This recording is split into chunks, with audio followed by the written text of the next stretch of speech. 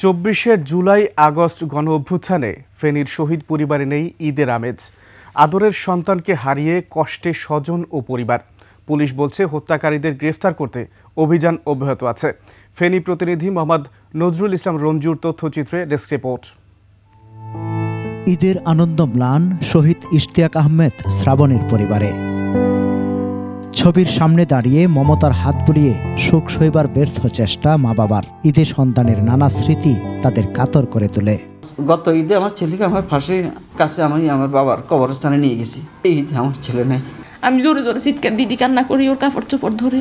একই চিত্র কলেজ শিক্ষার্থী সরোয়ার জাহান মাসুদ সহ অন্য শহীদদের পরিবারেও। ওরা তো রাষ্ট্রের জন্য দেশের জন্য ওরা প্রাণ দিছে, তাহলে আমরা বিচার পাবো না কেন?